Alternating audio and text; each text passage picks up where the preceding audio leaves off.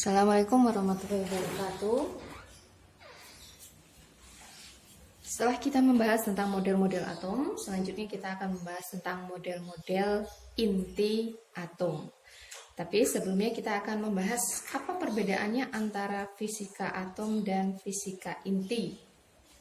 Ya, jadi ada beberapa persamaan dan ada beberapa perbedaan antara fisika atom dan fisika inti. Jadi persamaannya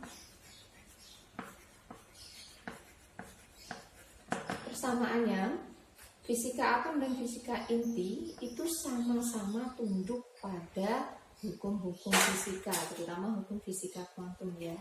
Jadi sama-sama dia mematuhi hukum fisika kuantum. Ini persamaan yang pertama. Kemudian yang kedua, persamaan yang kedua adalah sama-sama memiliki keadaan dasar. Ingat kan, atom itu terdiri dari inti atom dan elektron yang mengelilingi inti atom. Atom itu level-level energinya itu ada energi dasar, ada energi tereksitasi. Masih ingat ya yang tingkat-tingkat energi itu loh. Jadi N untuk 1, N2, N3, N4 dan seterusnya.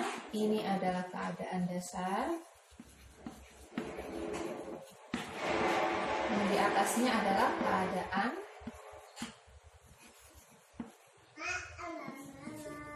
eksitasi.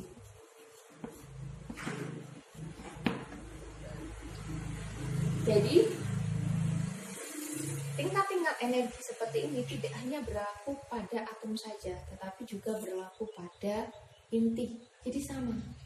Energi atom itu terkuantisasi, energi inti juga terkuantisasi. Apabila ada elektron yang menempati keadaan dasar, kemudian dia melakukan transisi ya dari keadaan dasar misalnya ke keadaan N sama dengan 3. Ini namanya apa? Namanya tereksitasi. Ya. Jadi dia melakukan eksitasi.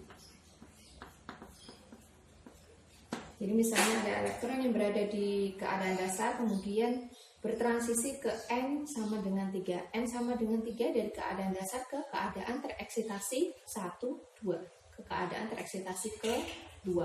Ketika elektron bertransisi dari N1 sampai dengan menuju ke N3, itu kan dia membutuhkan energi ya.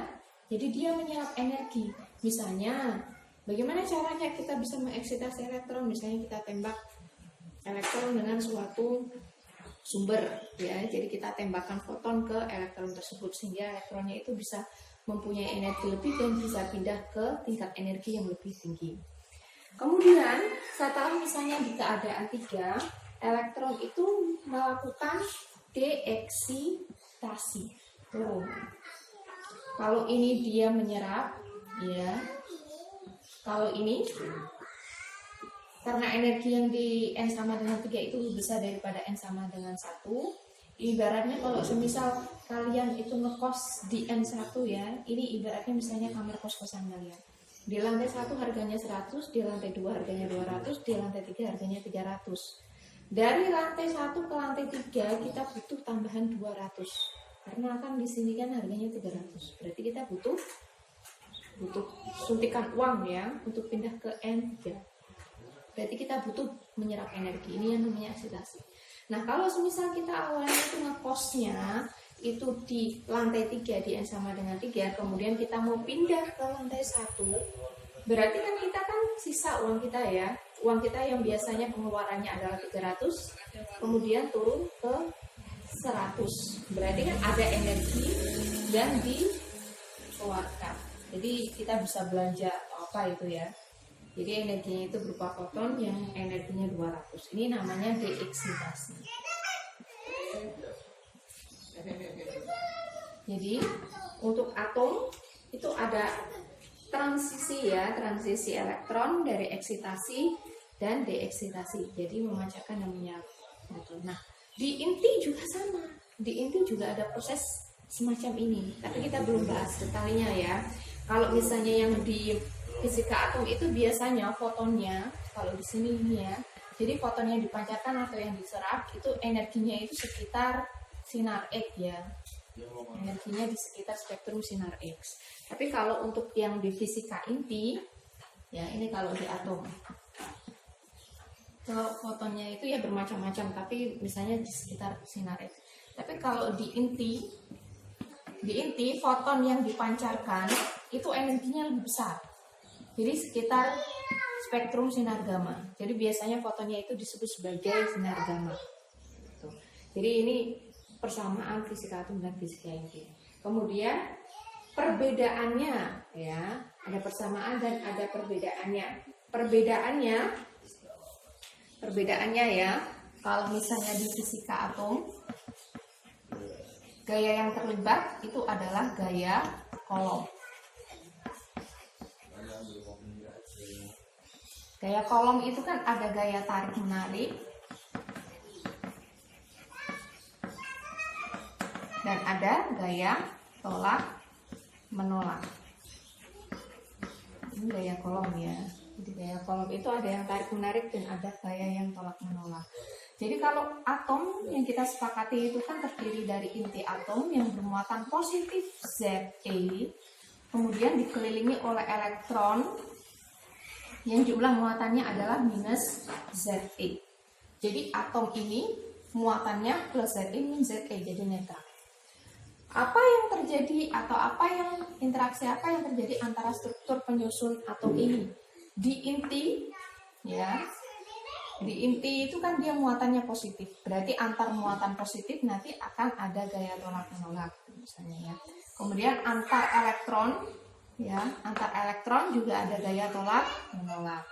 Kemudian elektron dengan inti negatif sama positif ini akan tarik menarik. Jadi di atom itu ada interaksi yang terjadi adalah gaya Coulomb ya, ada tarik menarik dan ada tolak menolak. Nah, gaya Coulomb biasanya bisa kita tuliskan sebagai F sama dengan 1/4 Pi Epsilon 0 Q1 Q2 per R kuadrat.